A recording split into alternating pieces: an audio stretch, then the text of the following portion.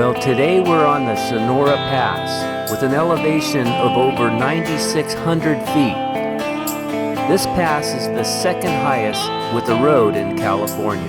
And I'm here with Daniel Engel, who is ranked number 5 in men's downhill skateboarding.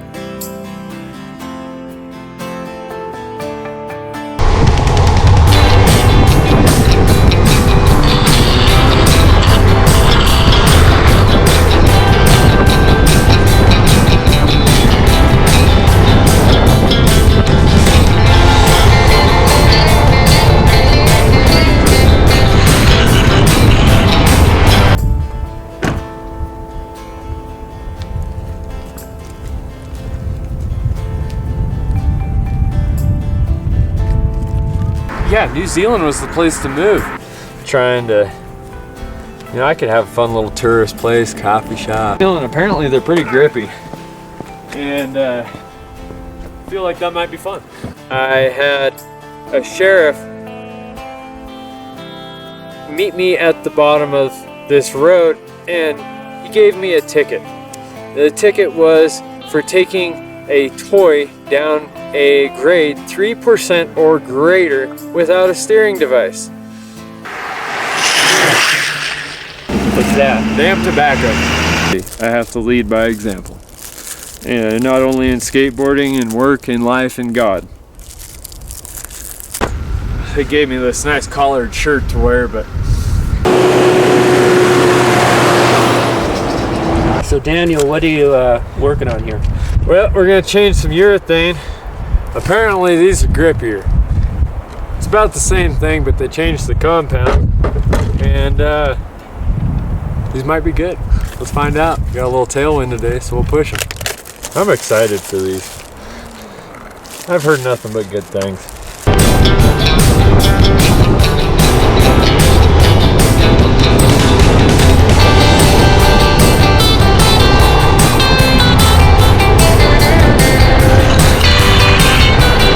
Come on, baby. Yep.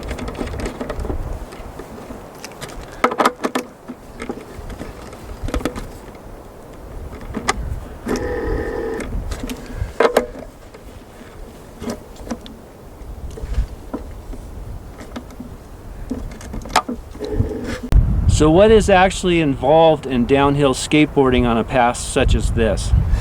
Well, just standing on the board is not enough. Most of it is weight distribution and commitment. Weight distribution because you don't want the wobbles. If most of your weight's up front, the rear has to follow. Most people, when they go to skateboard, they stand up, they're getting scared, they lean their weight to the rear, and suddenly the front has no idea where it's going and the rear doesn't either, and that is the speed wobbles. I keep about 90% of my weight to the front of the board. That is probably one of the biggest things other than commitment. Committing to keeping the weight to the front of the board, committing to the tuck. Lowest pro, if you stand up, you're shifting your weight to the rear, you start to wobble, your commitment level goes down, the fear sets in. You don't want any of that.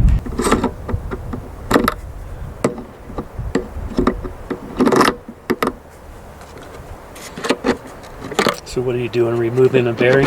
Removing bearings. So you can try the ceramics, you can try all the expensive stuff, you'll never get it right. All you need is bones built-in bearings.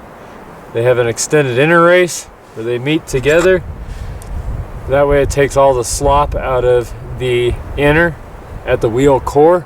That way you're not clicking back and forth, because any extra movement is energy spent not doing what you're supposed to be doing. No problem, I've been Of course. Okay, thank you. Yeah, no problem, man. Okay, thank you.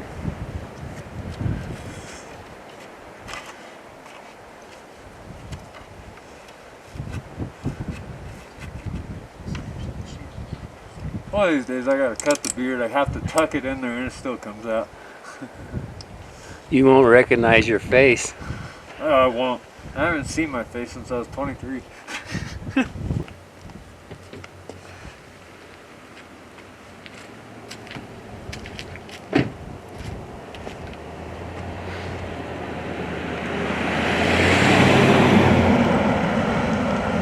everything in multiples of 3.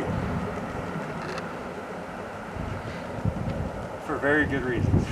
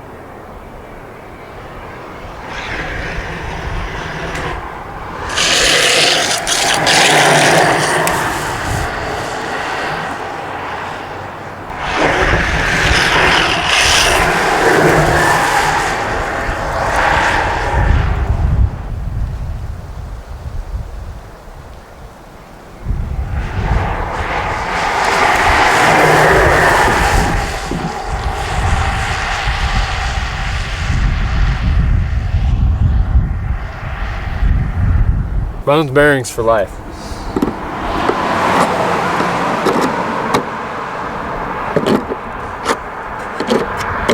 They started prototyping these wheels in 2008, and I still have one of the original 12 sets. Cool.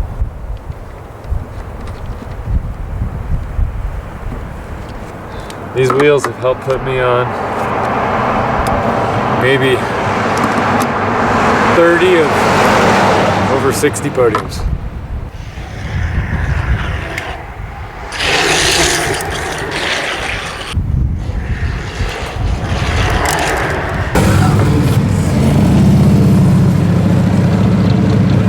So Daniel, explain to me a little bit about that board that you got there. So this board is made for me by a training partner and very good friend of mine. It's been a friend of mine for well over 10 years. And my original board sponsor and the manufacturer of these trucks here was one heck of a gentleman. He passed a couple years back due to an aneurysm. And with that, we've continued his legacy and continued manufacturing the trucks. But the boards had to go away. That's something he got to do with his best friend Rob. They'd sit in his shop after work hours and make custom skateboard decks for some of the greatest downhill skateboard racers in the world. And since that happened, I needed a new board to ride. And so my best friend Max made me a board. He asked me to draw it one day, so I sketched something rough and he made this for me. Not only is it what you'd expect, just a torsionally stiff board, but he knows how I ride. So he's added a lot of 3D intricacies to the top of the board. He knows where my feet go. He knows how I like to skate. He knows how I like to drift. So there's a lot going on here that the grip tape hides. And it's all just a little sanding here, a little molding there. He made this board for me along with this aerodynamic kit. Especially after, I don't know, roughly 60 miles an hour, you start seeing the differences. But even under 60 miles an hour with this board in the kit, the first race out, I set a track record and ended up getting second in the race because I was watching Max and another friend going off the corner, and I started laughing.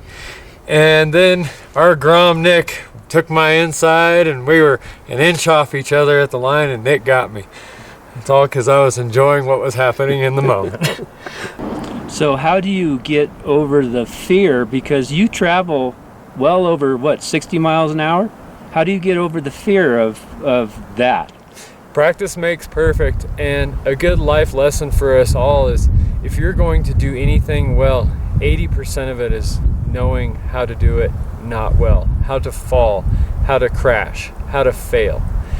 And as you do that, each one of those is a small lesson. Sometimes it's a large lesson, sometimes there's some recovery time over that lesson, but get back on and continue to do it. If this is truly what you love to do, get back on and do it.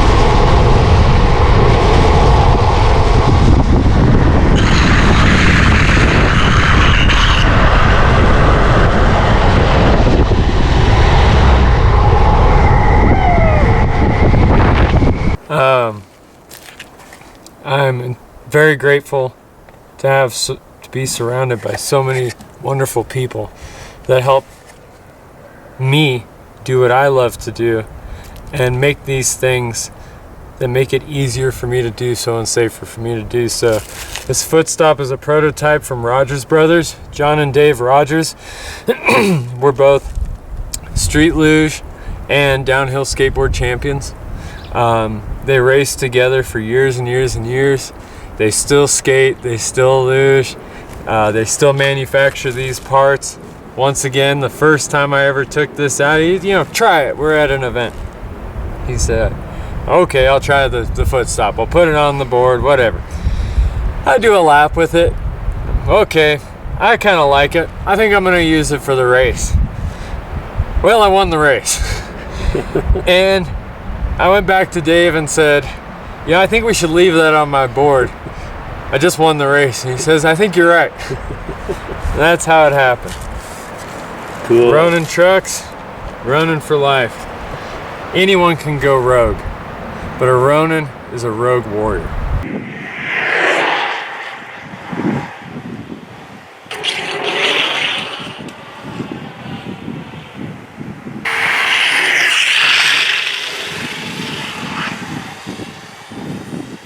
So at one point we're skating a stair set at a new amphitheater they built for us in Bakersfield, and I'm probably 10 years old, 11 years old maybe.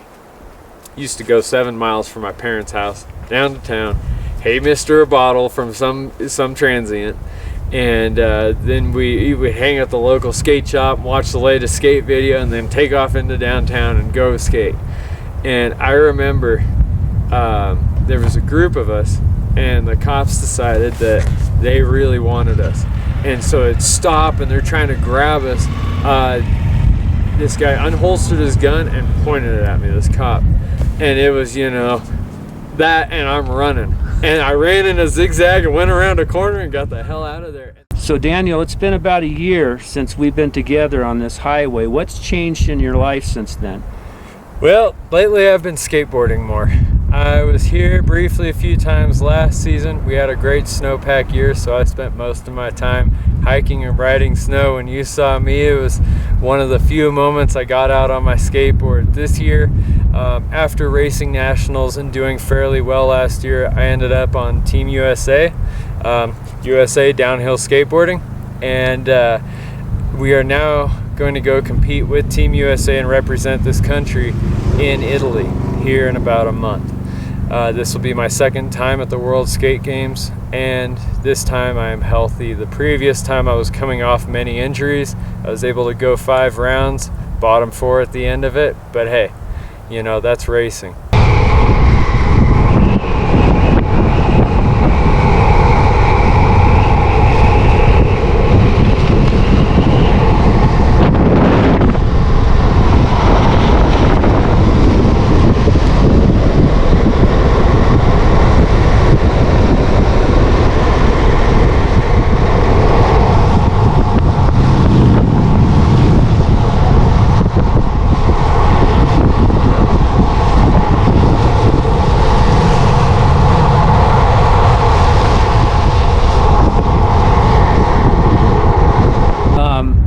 So you're originally from Bakersfield. What brought you out to this area, and did your skateboarding career start in Bakersfield?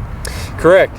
So my skateboarding career started in Bakersfield. At age 9, my grandmother, much to the bother of my parents, they were not into the skateboarding idea, at least initially. Now they enjoy it almost as much as I do. Watching it, they don't do it. But my grandmother, for my 9th birthday, bought me a skateboard, an old Hobie from Toys R Us. I fell and didn't touch it for a couple weeks, wasn't sure if that's really what I wanted to do. And 2 weeks later, I hopped back on it, and the rest is history. So today during filming, Daniel, I saw as we were filming, you're coming down like, I don't know how fast, but very fast. And you're crouched over and you're sliding your hand along the ground.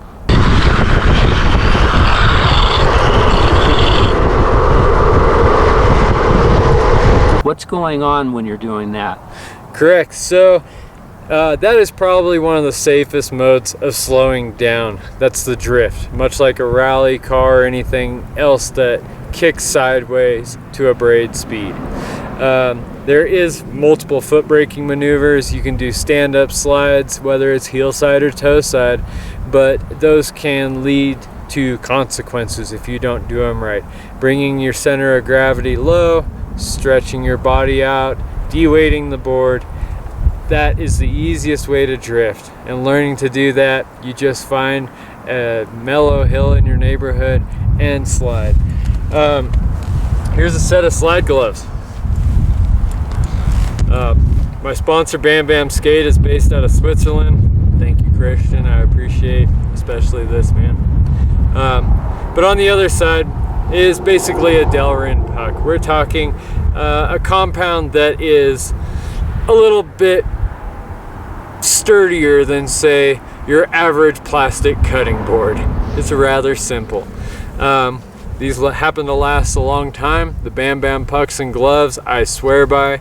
But this makes it easier. You put the hand down. It's not like you're putting a leather glove down, you multiple layers of leather like they did before, cutting board. Many of those things don't slide very well on the ground, leading to shoulder dislocations and other injuries. Once you have a dislocated shoulder, it's not easy to stop. You got to use your other arm. Hopefully you didn't come off the board in the meantime. There's some issues there. So they manufactured these pucks, and I swear by them.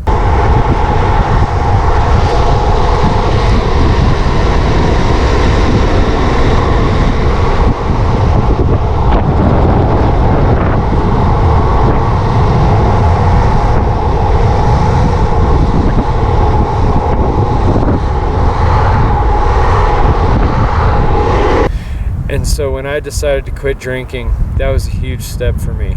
Up to that point, the hard stuff had been out of my life for a while. The drinking was my main thing. And that was leading me down a bad path. I was homeless at the time. I was broke. I was doing anything I could to drink. I was working odd jobs, staying with friends here and there. And I decided I wanted change. My family also decided they wanted change too. I received an ultimatum from the mass of my family, and I decided I loved my family. I knew deep down I loved them, and I wanted to be around them, and I wanted to help take care of them, and I wanted to do good. I wanted to be the person that I knew I could be deep down in my heart, but had actively tried to destroy for so many years. So I got to quit drinking. 6 months later, I'm on the circuit. Here we are now. At the end of 2018, I suffered some massive injuries and lost a friend of mine in a race. That race, I got the points to be third in the world. I went into South America tour knowing that I had to win a World Cup qualifier, win a World Cup, and be in the top 7 of another World Cup.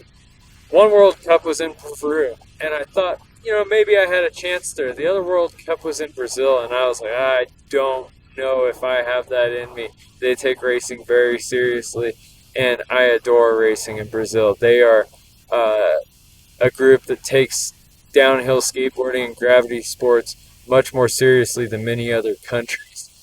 So I won the qualifier in Colombia. I won the cup in Peru, and then I technically made the top 4 in Brazil.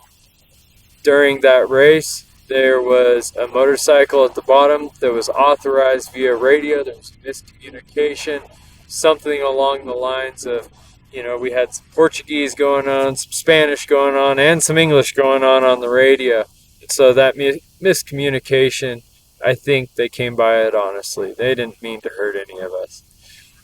They authorized this 90s style street bike to bring another rider up for his Masters final about 30 seconds too early. If we'd had that 30 seconds, Alison Nascimento and I, as well as Pepe Laporte and Jan Bertinati, we would have all made it through that semifinal B, and some would have gone to the Consi. Alison and I would have gone to the final. Instead, We come through the final curve. I just passed Pepe with a move that I had thought about, wasn't sure if I could pull off, and did better than I expected. We go through the final left. Allison's here. I'm on his inside because I'd slid a little bit because I knew Pepe was going to be right there challenging my inside, as he always did at any World Cup I'd been to. And it all goes black. Allison struck the motorcycle with a total impact of about 90 miles an hour dead on, and struck it with his chest, and was able to say some final words to family, and that was it for him. He was a hell of a racer, and I hope that any of us could even try to be as good as he was, because he was going to win World Circuit events for a very long time. He was the racer for gravity sports on the downhill skateboard. He was a person we should all try to be like. He was kind, he was humble, and he was faster than the rest of us. As for myself, I was on his inside, so I struck the bike at an angle.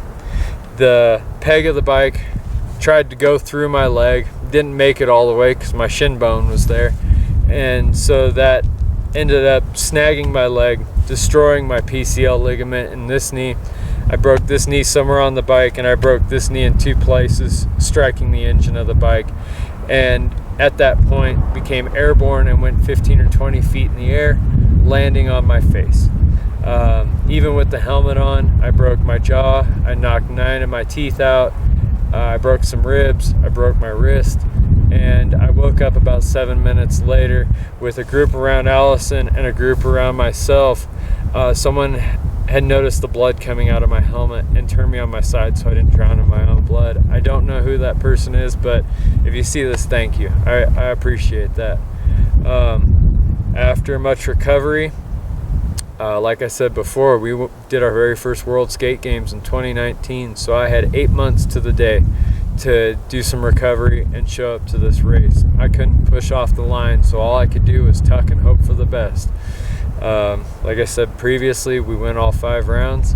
I was on the bottom 4, but I got to represent my country, my fallen brother, and the sport in a way that I was so grateful to do. Fast forward to today, COVID struck and there was no more World Circuit, so I just kept skateboarding, and then I found my love for snowboarding. Yeah, there you go. Okay. Props. So Daniel, what are you doing on Highway 108 today? Well, today I hiked from the summit at 9800 up and around No Name and out towards Levitt, about a quarter mile out. Got a little snowy, some thunder and lightning. I dropped probably the second chute over from the Levitt Y, north side of the Y, and then kind of traversed my way through all the things you can't see here, down and around right there, and ended up where I'm standing at. This is my way of cross training. This road you see here is absolutely wonderful for downhill skateboarding. Kind of got lost in these beautiful mountains around us, which I continue to do today. I think the cross training has helped me gratefully, both whether it's hiking, whether it's going miles and miles back to look for rocks and to ride my snowboard on that one little patch of snow that still exists back there, or just split boarding midwinter and finding something beautiful, a way to make art on the side of the mountain. Snowboarding is much more physically and mentally stimulating for me, because on a downhill skateboard, it doesn't work so well on the dirt, doesn't work so well on the rocks or the plants, doesn't work in the snow, doesn't work on the water very well. We do race in the rain, but picture a road. You are confined. You have mayo on this side and mayo on this side and mustard in the middle, and you really should stick your lane. But if you were to go off in any direction, you're going to get hurt. So it's rather two-dimensional. There's not much up and down. We're not kicking the board up. We're not doing tricks on it at 60 miles an hour. We are going straight and then doing what we have to do to navigate the curves. So on a snowboard, I can go up, down, side to side, ride anything I want to ride. I can flip my body, I can spin my body, I can move this way or that way. So it's just like downhill skateboarding, but on a much greater plane. And that, to me, is not more beautiful, but it showed me a different perspective. And now getting to come back to this and train for this upcoming World Championships, I am finding ways to improve what I do on this board, thanks to hiking, snowboarding, snowmobiling, dirt biking, disc golf, going to the putt-putt course. I don't go to the big golf course.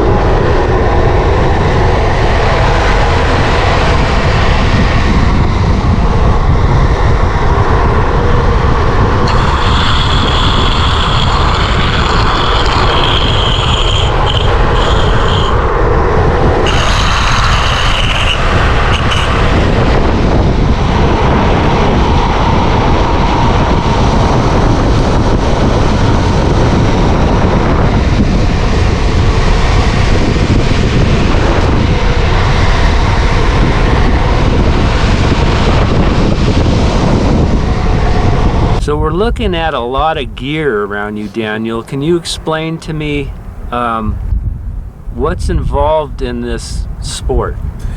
Well, we have skateboards, and there are many different varieties of skateboards, but they're all about the same. You got 4 wheels, you got a bunch of bearings, you have a deck, and you have trucks.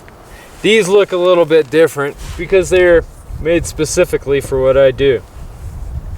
Here is a prototype racing board with an aerodynamic fairing to cut the wind, running trucks on everything. Rest in peace, Papa Fred. He was the gentleman who originally started Ronin trucks and GMR skateboards. He was a father figure to many of us, and we miss him dearly. On this iteration of the trucks, we have Papa here, and we have Fred here, because he was our Papa. He took care of us. He looked out for us. He knew how to ride. Anytime he set me up with new trucks and a new board, he knew exactly how I wanted it. From how the kingpin nuts are cranked down, to where I wanted my feet, to how I wanted it to feel. He understood it, and it was just through watching us skateboard down Glendora Mountain Road over and over and over again. I don't know how many thousand miles we have on that road, but it's many. With that being said, the wheels are a big part of it. It's not like we're using the hard wheels or a smaller diameter thing. You want something with some oomph. So a few years back, they started prototyping the Venom Magnum, and here they are today. This is the latest, the Gallows, and they have become the wheel I trust, the wheel I love to ride. I know this urethane very well. 78 mil in diameter, 74A on the durometer scale. They're just so much fun. They help me go fast. They help me slow down. They help me turn my brain off past 60 miles an hour, because that's where life starts, is after 60. Here we have some with rain grooves in them. These are some I made myself. They've been through a few events, and you know, you would think, well, you're skateboarding. Why would you skateboard in the rain? Well, we race rain or shine.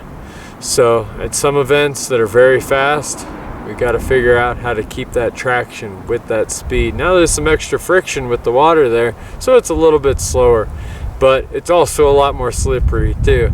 So it's the give and take of the thing. With the Ronin trucks, there are some special odds and ends to these. They're not like a standard kingpin truck, and you can see that because the kingpin isn't right here where it should be. The hanger's facing the other way, the kingpin's out here. You think, well, why?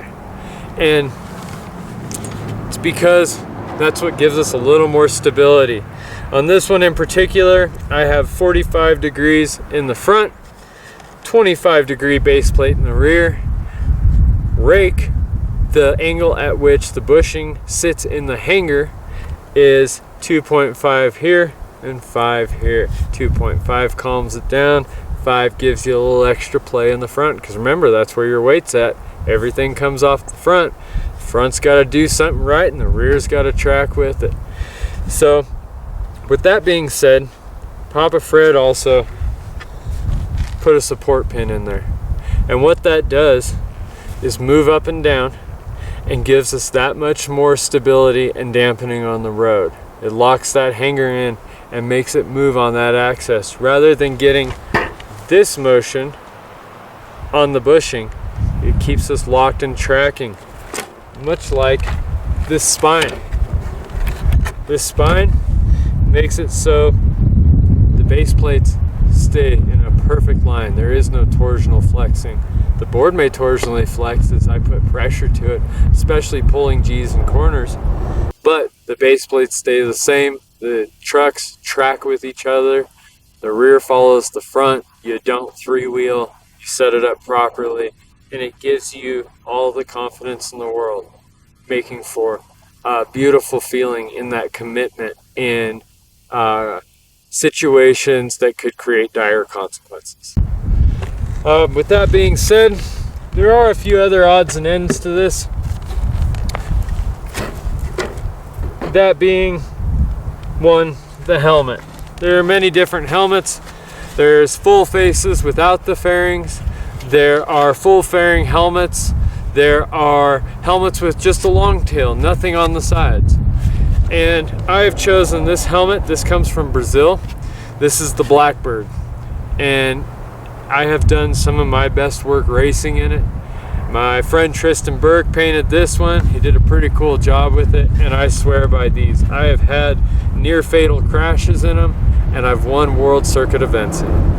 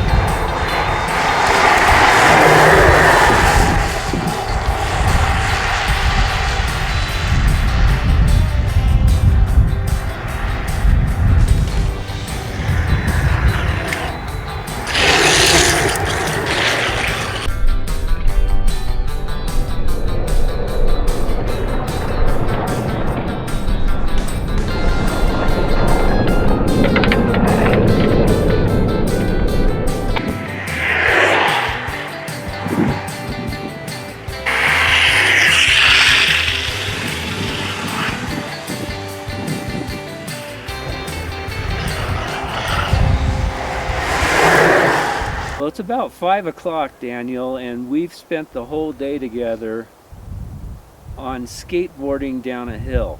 And it's been very interesting, and I appreciate the time you spent with us. And what would you like to say to the viewers? You know, maybe a few things that I wasn't told when I was younger. And regardless of who you are, your walk of life, your family, or any of it, you are an individual. You are not like I, and I am not like you. We are all different from each other. And so my way of learning may not be yours, and yours may not be mine. But one thing we do have in common is we are all loved, and we are all meant to be here right now.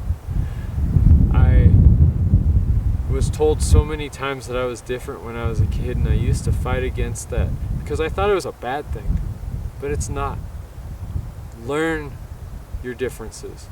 Learn yourself. Learn who you are inside. I didn't know who I was because I spent so many years drugging and drinking and being someone I am not. And through that, I took on so many habits and facades and ways of acting and ways of talking that I am not. Someone asked me if I knew myself one day, and I realized I didn't, and that made me quite sad. And so I spent maybe a month and a half, maybe on the order of 2 months, looking in the mirror and trying to figure out who I was. And through that time, I encountered some pain because I couldn't find something I was. Before I found one thing that I knew I was deep down, that this is me, this is Dan, I found 745 things I was not. And I had to let those go because they weren't me, so why entertain them? Learning yourself will help you so much in the long run. Not only help you on the inside, it'll help you on the outside. Life is about people and the relationships we have with them. It's not about how someone says something mean to me. It's about how I respond back. There is so much to that. Learn yourself. Learn what you can and cannot commit to. Learn how not to stretch yourself so thin. Understand that if you think no one else on the planet loves you, you're wrong. Someone does, and it'll be made very clear to you. We all have a story, we all have a path. And be grateful for that. Don't run from it. Life is difficult. You have to have the word bad to have the word good. So maybe there's more bad in the world than there is good, but you get to recognize the bad and you get to choose the good. Take care of yourself.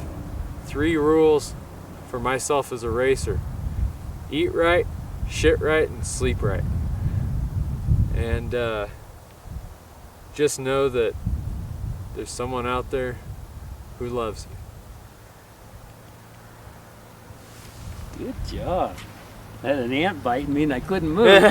Dude, this one keeps getting me right here. I kept on thinking, if I move, it's going to go like this, and I'm going to be mad at myself. Kevin, thank you so much. No, this has been a blessing for me. Downhill skateboarding, the good, the bad, and the ugly, and then you have wow, wow, wow, bum, bum, bum. And distance is good here for the wind and everything. I think it's going to be fine. I keep most of my weight, 98%, to the front of the board. This right here just keeps me. That's going to be in our bloopers video. Yeah, I love it. As many of those as possible. It's usually my favorite part of videos. That and crash reels. Not your crashes. Oh, even those are funny. There's some great photos of that kind of shit. And videos. All right. 3, 2, 1.